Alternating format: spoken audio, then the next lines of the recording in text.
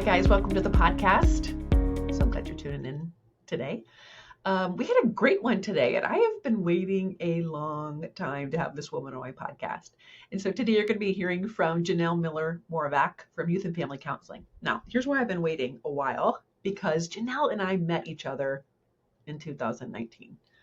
That was the year where I did like all my speaking engagements in person. Like with the the PowerPoint, the slide, and going around and doing that sort of thing.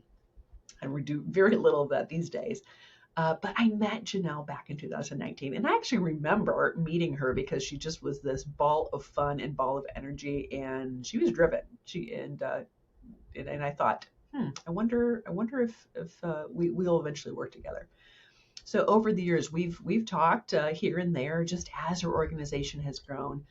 And frankly, just waiting for the right time to work together. And so that actually was here in 2024 where we started working together.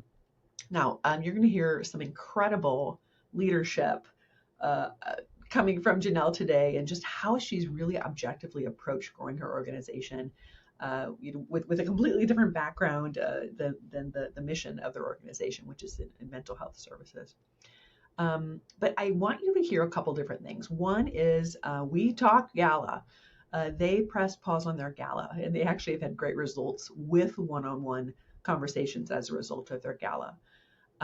They have changed the way they're articulating their financial need. This is huge for organizations who depend greatly on a significant amount of earned revenue.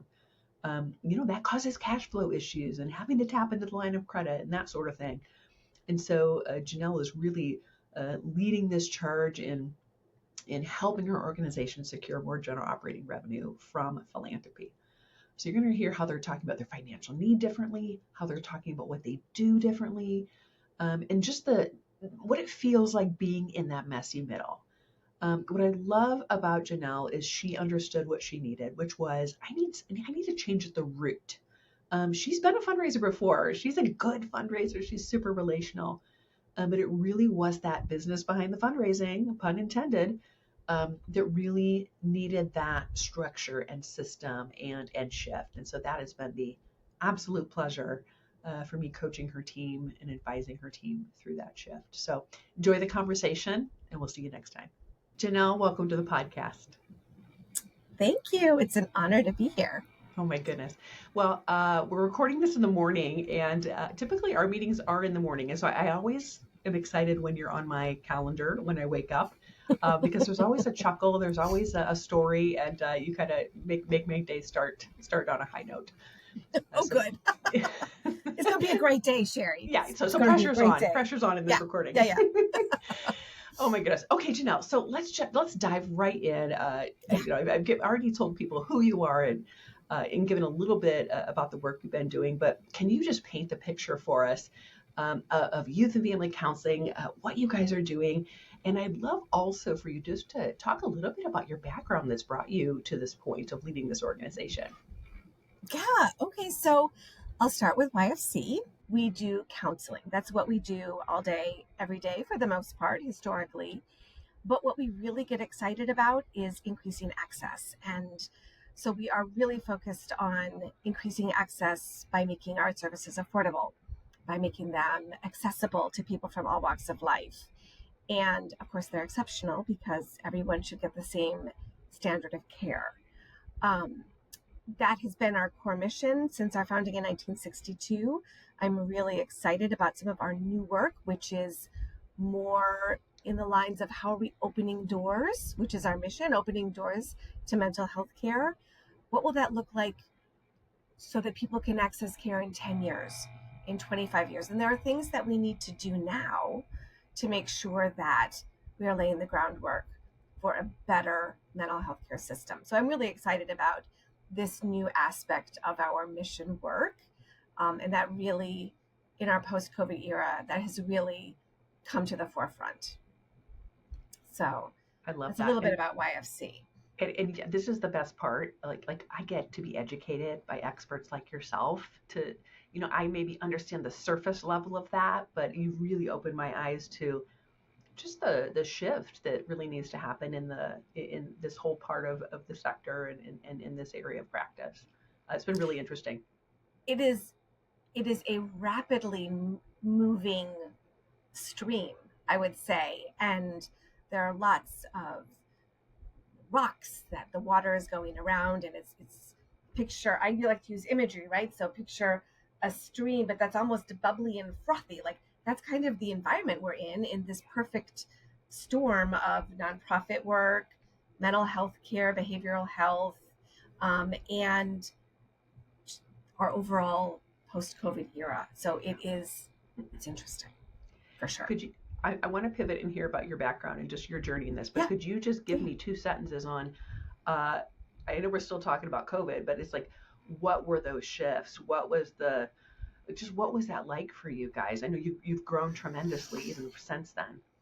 Oh my gosh, we've grown so much and we've changed so much of our how. I think Mm-hmm. all of behavioral health had to reinvent itself, right? We Right. pivoted from in person being rooted to our spaces to becoming incredibly flexible to telehealth, and we're not going back. And so when you change that delivery method, all of your infrastructure has to change, all of your training has to change. And in the middle of all of that, we've had this incredible workforce shift as the behavioral health field, as all medical professions, were greatly impacted right by COVID. They were really one of the top professions to be impacted by the Great Resignation. And so it was an inadequate workforce before COVID, and now it is just abysmal. Yeah. I'm going to use that word, abysmal. Just totally not enough. So those are some of the major shifts that are really informing how we do our work today. Yeah, and I love that.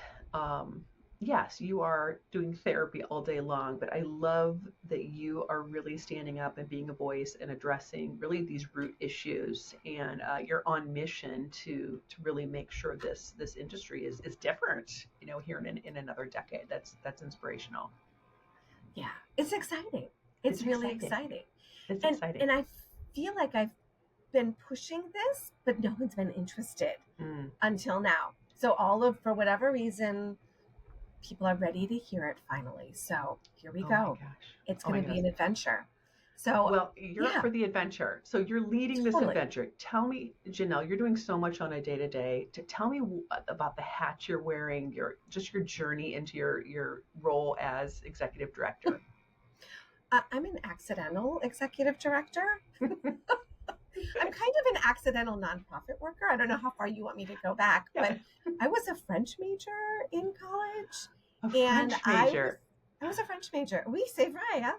I was actually in the process of submitting my applications for graduate school in Paris when my now husband and I decided that we were going to do this thing and commit to a lifetime together.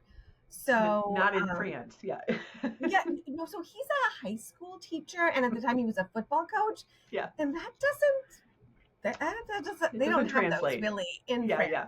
So we made a deal, and my deal was that I would sort of pivot my life work, because you really get one love of your life, and which is true.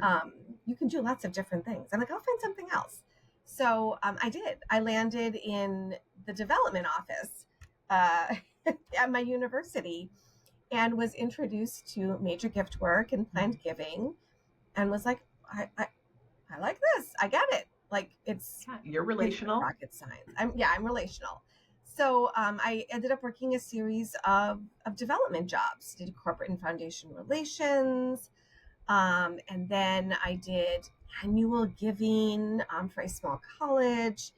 And then I went, and I've always liked being a generalist, right? I don't like, to me, a major gift officer position sounded and still sounds awful. Yeah. I need more variety. Yes. I like major gifts.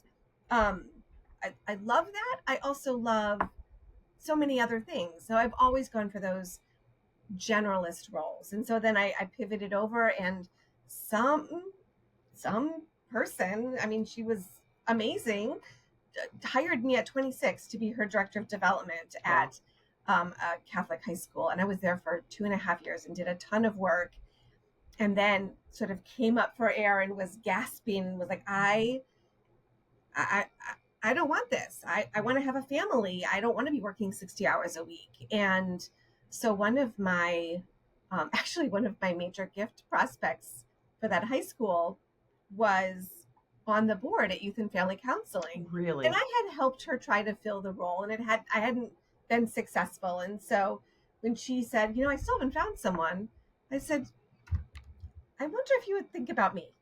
Wow. And so she did. And I talked with the board, and I was the very first development director at YFC. So that was in 2000. And I was part-time. I loved it. I did a little bit of everything, right? I built the database. I wrote the grants.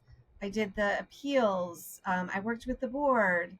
We did special events to get to know. We had a great board, an amazing board. And that went on, and I was able to start my family, and I had the best and worst of both worlds, right? And then in 2009, I was getting kind of frustrated. We were ready for more as an organization, but our director wasn't interested.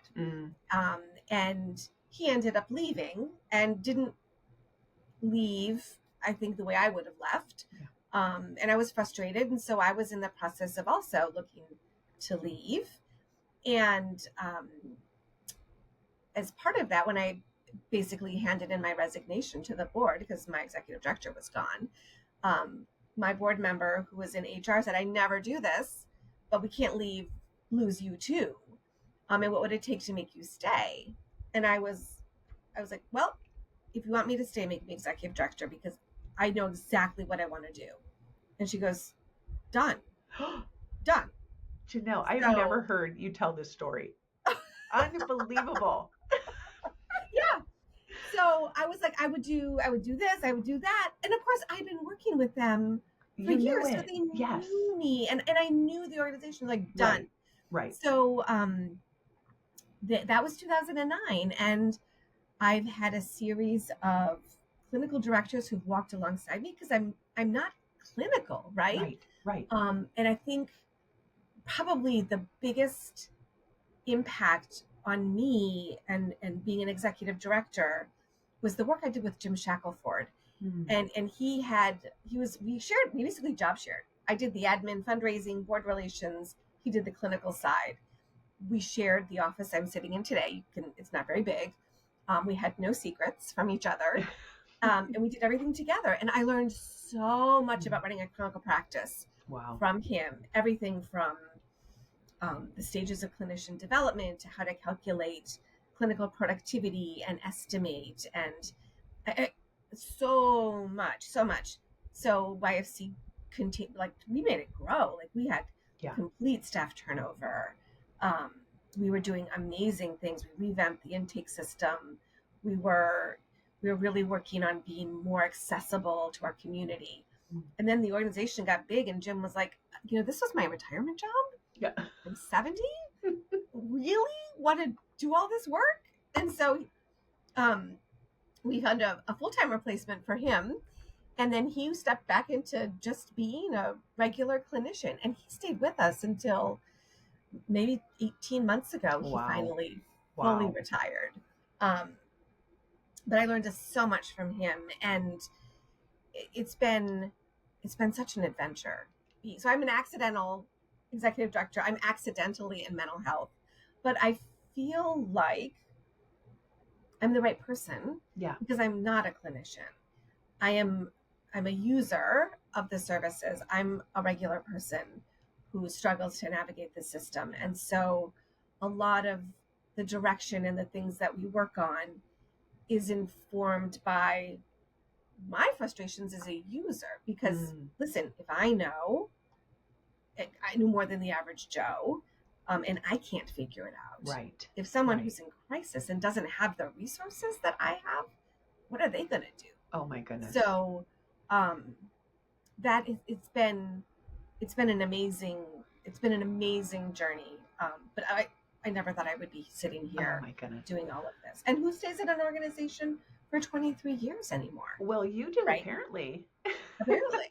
Hopefully. You know what I hear, Janelle, throughout this whole journey, even like back in whenever when you said I'm not going to France, um, I feel like you are this like constant learner, or maybe you just love learning because even in our journey, and we're like right here in the middle of our 12-month engagement. There's nobody else like you who says, "What do we do? Okay, yeah, got it," and then comes back the next meeting and you've actually implemented it and you've like operationalized the whole thing. You are a learner and Mm-hmm. somehow can be objective to see how all of the pieces fit together, which is why you're getting results. And so I just hear that you are constantly striving and learning, which is so critical. I think, especially when you're an accidental ED and accidentally in an area like mental health that is so complex. So, do you ever do Strengths Finder? You done Strengths Finder? I have not done Strengths Finder. Is this who you are? You're a learner? Yeah, I am. I'm learner, input, achiever, and strategy. Right. So, and then I'm relationships. So, those are my 5. There you are. And I feel like, yeah, that's what I do. I feel like my jam is I can understand the landscape and I'm curious about it, and I try to get a whole complete picture, and then I can define a place I want to go to and develop a path to get there, and then I actually get there. I get frustrated when my destination changes or I have to rework my path, but I can usually readjust myself and navigate it and then get excited again. Yeah. I love it. Okay, so paint the picture. You know how to fundraise. You've done all the things. You've been in your team's shoes. But you're also running the organization and shifting and changing, doing, leading the ship. Talk to me about what was happening when, you reached out, and I should tell people, like, we've been talking for a long time, but Yeah. what was the turning point, or what was the like, okay, now is when we're gonna shift into perhaps a different funding model or a different strategy? That's a really good question. And yeah, we were talking for a hot minute, right? Before Maybe we like sat and pre-COVID. shook Yeah. hands. Yeah. Right. So I feel like I look at my style and what I know, and it's from 2 things. Either I've seen it and experienced it, or I've seen it done poorly and I've tried to do the opposite. But right, yes, I've done annual giving. I've seen planned gifts. I've seen major gifts, but at a university level. So I just saw the major gift officer. I never had, because I always chose to be a generalist. So I always chose to be right in a smaller organization. So I never saw administratively and operationally how you put it all together. So I knew exactly where I wanted to go. I knew, like, let's be honest, it's not rocket science. Like, it's not rocket science. It's practical. But I didn't know how to get there, and I tried on my own. And I've always had 1 or 2 at least staff working with me, and I've tried to bring them along, but without that foundational work and good base to give them, they didn't succeed. And so we knew, and so mix in there, right, sort of YFC's evolution as an organization, right? So our funding model is we're a blend of private practice and public health, right? So we have a pretty significant earned income stream. That's like 60% of our income. But we have to raise the other 40%. And we've always had to raise at least a third of our income. It's grown to 40%. And we used to do that with big events, with big fundraisers like the golf outing and the gala. And the gala was came to be the big standout event. And it was, at one point, it was the event here in Libertyville. And it was huge. And we'd raise a ton of money in one day, and I had an amazing auxiliary. And at that point, I started to realize I'm not moving them, these women, primarily my auxiliary members, I'm not moving them over into being advocates for anything besides the gala. And I didn't staff the auxiliary, right? My director of development did. And so I realized I needed to get her that work, that training, that support, because she had great skills in some ways, communication. She was very organized. She could do a whole bunch of things, but she had never seen it, and I couldn't show it to her. So we just weren't going anywhere. Yeah. And so that's when we started talking. I had heard you right through a Charmed webinar and was like, oh my gosh, right? So when we used to do things in person, like that's what. I know. Well, we were all ready to go, remember? And then COVID hit. Yes. And then I lost my staff, and it wasn't the right time. And so when I had another staffing transition last fall, I was like, this is the time. This is the time. This is the time, because I had tried with this other staffer to do, and it was the time. Yeah. And so I feel like for me, there wasn't a whole lot of decision making. We had to bring the board along, but for me, it was like, I know what I want. I want Sherry. And yeah, that's right. Then we're doing it. And we're doing it. We're doing it. Janelle, could you talk a little bit? I mean, it's scary. Well, maybe, I don't know if you said it, but like, in essence, you've pressed pause on your gala for right now, the signature event. That was a scary step. Can you talk a little bit about just that, like, okay, we're trusting the process and really moving into those relational, or just building deeper relationships with people who have been with you, but needed a little bit more information and a deeper relationship. Yeah, it wasn't so scary. It was kind of a relief to press pause on it, because the gala's so much work, and it had become increasingly difficult without the auxiliary sort of dissipated and evaporated in COVID, as quite frankly, all of those women, a lot of them up and moved to Florida. Wow. So we were struggling to bring the event back and really have it be a solid event. And so it was kind of a relief to have to do it. And I thought it was going to be fine, because we had applied for ERTC funding. We were supposed to be getting that. So I was like, this will be perfect. That will buy us some time to reimagine, put in a new base. So scary, yes. A little bit of a relief, yes. Yeah. And you know me well enough now, right? Once I decide to go, I jump off the cliff, and I figure out how we're going to do it on the way down. And I did talk about this with my staff, and they kindly agreed to hold my hand and jump off the cliff with me. And we've said we're going to be learning new skills and flexing new muscles, and we're going to be staving off Alzheimer's and dementia as we are developing all these new neural pathways in our minds. So it's been, I think for the most part, my team has embraced it. And that's been, I think we have our moments, right? So sometimes I'm really excited. Sometimes Melissa's really excited. Sometimes Sarah's really excited. And that one person's excitement carries the rest of us through. And we keep saying we're going to trust the process. We're going to trust the process. Yes. And that was really scary the first 5 months, right? Sure. But when we started taking the new programs on the road and having that first round of conversations, that was a pivotal moment, because they were really well received. And we've had a lot of success and generated a lot of excitement in our community around the work that we want to do.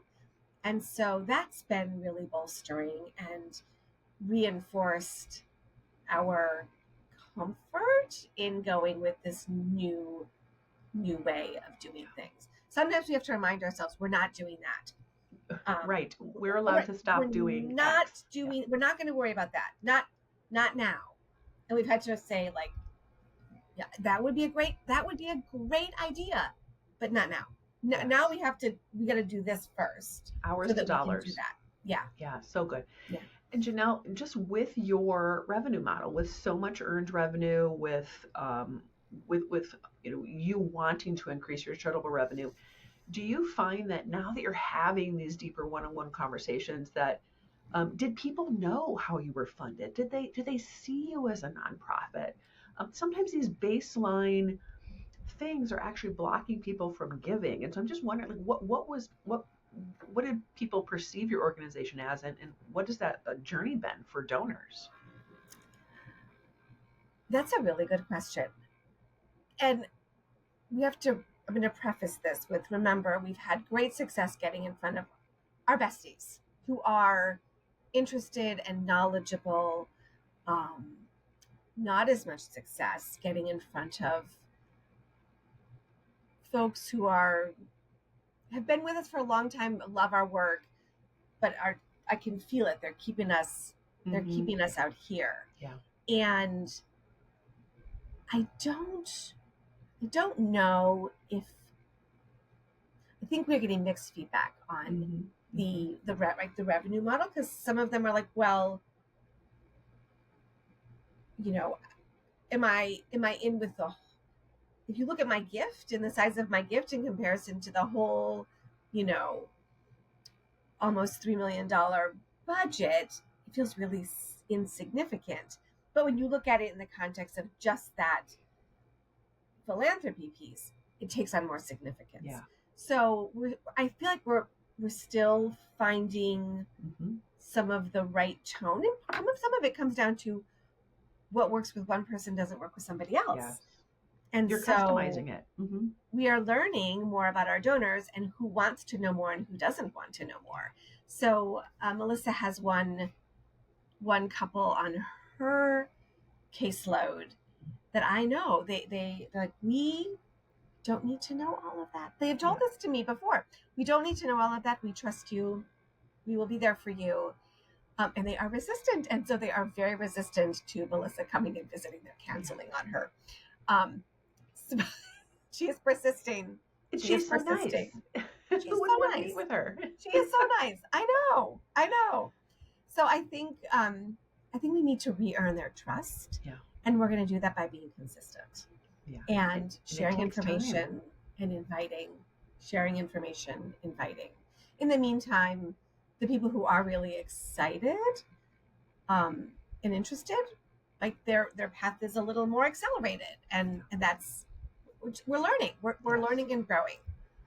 This is where fundraising is education. We gotta walk before we run. We gotta, sometimes even people who have given year after year after year, we gotta back up the train a little bit and just make sure it's on the right set of tracks. And you're doing the messy middle work and starting to see some results, but it takes time. It's not quick fix.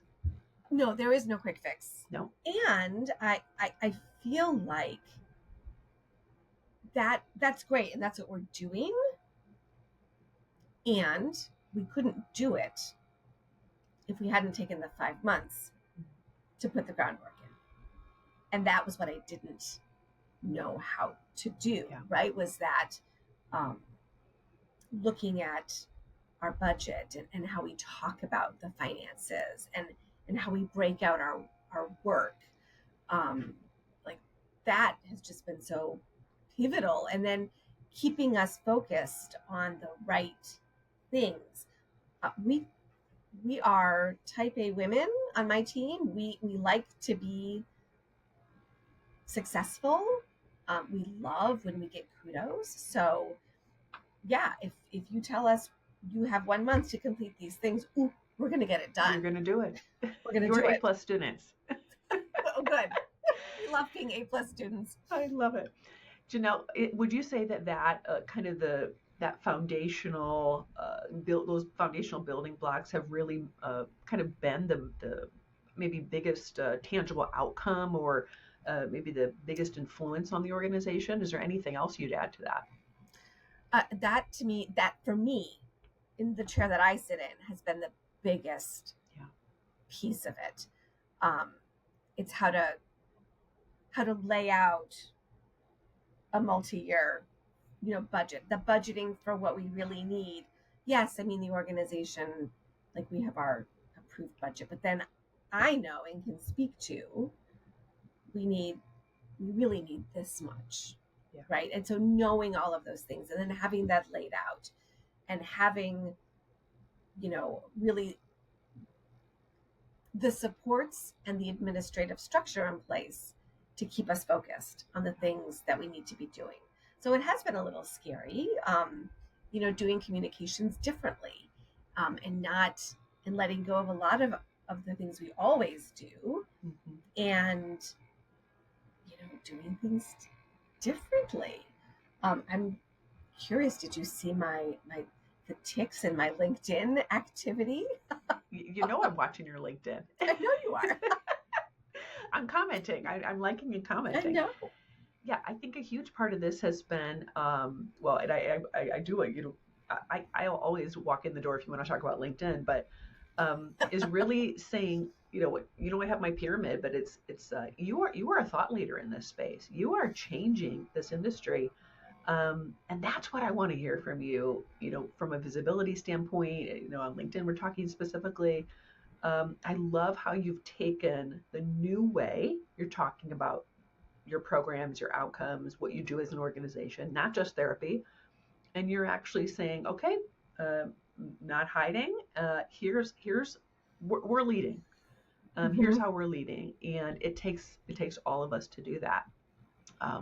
And LinkedIn has been. I'm always preaching LinkedIn, but you again, A+ student, you've hopped on the train and you're writing posts. You said it was going to be right, an impactful way of here I go. Yeah. Yeah, Yeah. we talk about attracting funders. We have to be visible if we're going to attract funders, or we're going to attract like-minded people who really get it and then want to work with you in this. Yeah. Well, and I also feel like for me, and I told you this before about LinkedIn, like I have to figure out how to take who I am in person and translate that to LinkedIn. Yes. And so I think I'm the person at meetings who is inclusive and fun. And you have to have fun or no one's going to come back. And so one has fun by being authentic, and humor is one of my go-to ways of connecting with people, right? So but using that to get the energy up in a room and to get people excited. And so how do I translate the power that I have in a room to LinkedIn? Yeah. It's been, I don't know that I found my groove yet, but I'm at least started, and then that will develop as I building that muscle and try. Yes. It is, like I said, I'm an accidental executive director, accidental leader. I do believe in love, it like true love, and I believe that one person can make a difference. And I think that, like I said, this is the right time to stand up and say, who's doing this? Yeah. Are you doing it? Okay. Well, you say you're doing it, but are you doing it? Because if not, I'm gonna go in and do it. Yeah. And sometimes people are relieved. I was on a call yesterday. We are working. I'm very interested in the rebuilding the workforce, the behavioral health workforce, because that matters to me today. Huge. And it's going to matter to YFC forever, right? We have to have the qualified staff.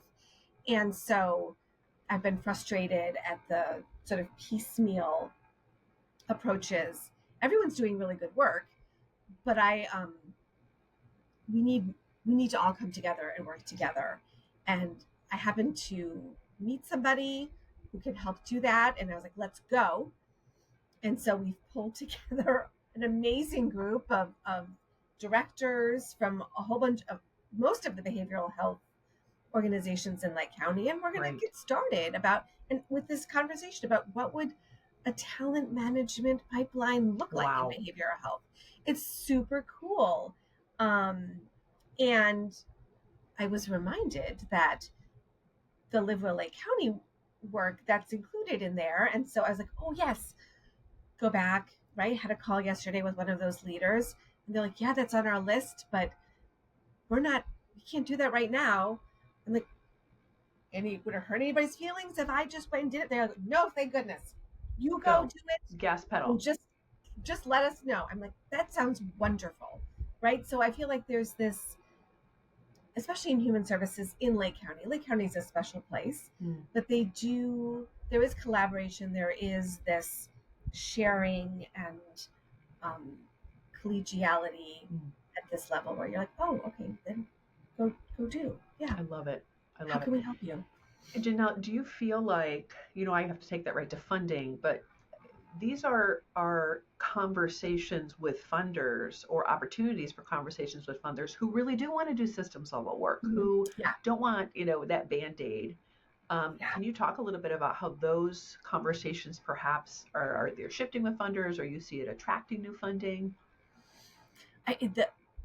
This introduction of systems level work and talking about the work we're already doing as systems level work has been so exciting, because some of it we've been doing, some of it we're doing more, and we have ideas about how we can do more still. But once we frame it and we use your talking points, people are like, wait, I want to hear more about that. And so what we've actually found is that our core work of providing those counseling services and making sure that they're affordable, accessible, exceptional, people are like, yeah, great. But the other work around building a therapist pipeline and rebuilding the workforce and helping our community navigate a fractured behavioral health system, people are like, wait, yes. Tell me more about that. And so our conversation in the management and the leadership level here at YFC is now shifted to, okay, so here we go. Like, we have to keep doing what we're doing, but we're kind of constrained as it is with how much we can do here because of these other forces at work. And so what do we need to do to keep this solid and keep it going and grow it however we can? And how do we organizationally grow these so that they are representing a bigger portion of our resources and our budget, because this is what people are interested in. I love it. Right? I think that's, I think oftentimes people aren't quite sure what creating a case for support looks like. And, you talked about like you being kind of an outsider to the mental health profession. Sometimes myself and Aaron on my team, it's like we get to be that objectivity to say, oh, you know what, love all this, but perhaps if we came around and put the light on it from this angle, we could talk about it in a different way. I just love learning about these kind of things and then watching you guys go out and start having different conversations and having people go, oh, wait, actually talk to me about that. Or maybe I didn't even know you did that. Or I'm seeing you different. Or I'm seeing you as the expert I really should be investing in. Because it's been exciting to watch. It's been fun. It's been fun. Yes, yeah. This is fun. Yeah. Janelle, I know we're right in the middle of kind of the messy middle, but what other results are you seeing within your organization? I feel like things are settling down. I feel like my team and I, we're getting a confidence. Like, we no longer have to like prep each talking point for each conversation. We're able to just go with it, and that allows us also to have some more creativity. So, thinking about practicing a piece, a particular point, and pushing it out and expanding on it, which is kind of where we are with our donor conversations, right? Yeah. We gave them the overview, and now we're falling into a bit of a rhythm. And as I mentioned, some of our folks, a lot of our folks, and it's the summer, right? But they are not terribly interested Yep. in connecting with us. And in fairness, we have never asked for this before. So they're probably like, it's a little What are they different. doing over there? Right. So when we can get in front of them, we can explain, and they're like, oh, that makes sense, right? But if we can't get in front of them, that's a different story. But I feel like we're falling into a rhythm of using communication tools, different communication tools, and using them differently to then lay the groundwork and launch another round of reach outs. Because whether or not they pick up the phone or reply to the email, I would hope they're still understanding that we're there. Some of my folks I text with because I've known them for years, and so there's this long dialogue via text, but we haven't actually sat down yet. Oh, I'm busy, right? I'm out of town, or something happened. Can we reschedule? Right? So it's there's a give and take. We'll get there eventually, but this is long. The path is much more direct with our foundation funders. Yes. Of course. Janelle, what's been the maybe the biggest surprise of our work, or maybe your biggest takeaway?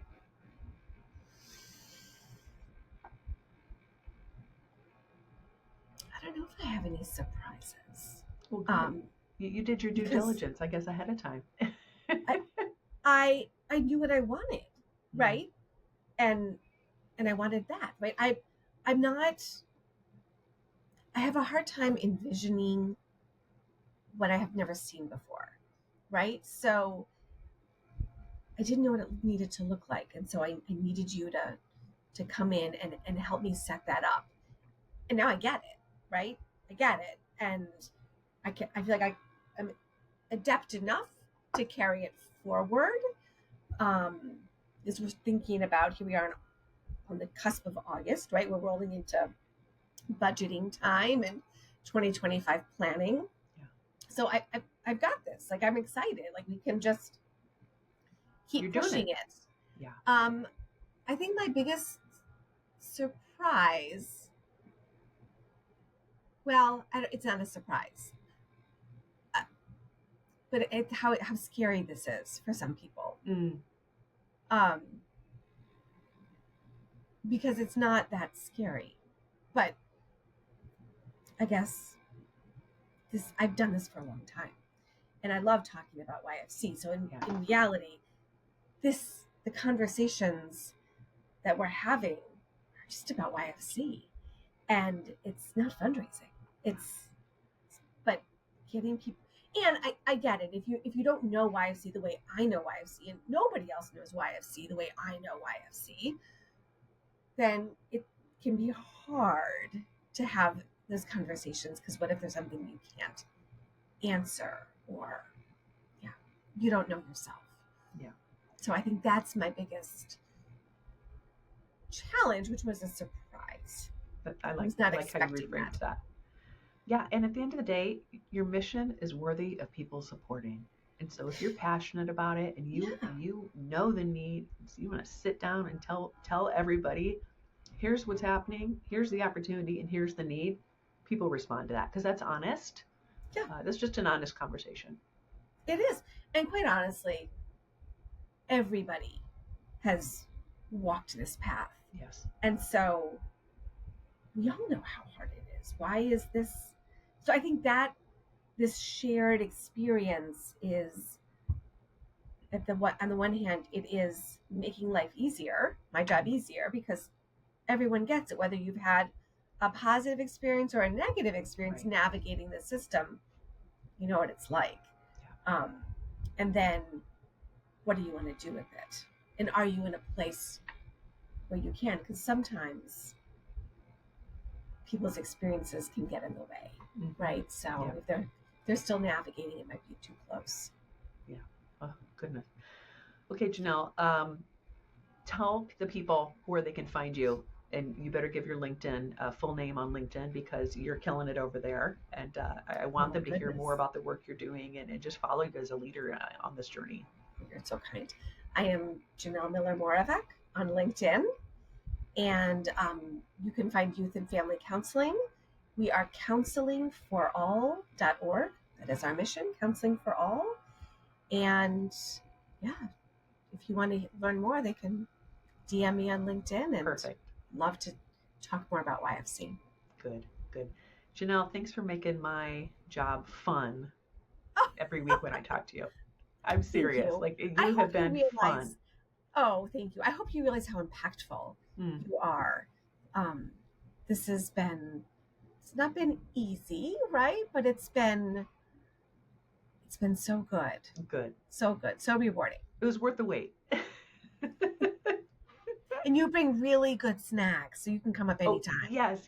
This is the perk of Chicagoland clients. Once in a while, we do actually get to sit like human to human in a room. So there were some snacks had, which was fun. Yeah, awesome. Good. Janelle, thanks for your time. Thank you, Sherry.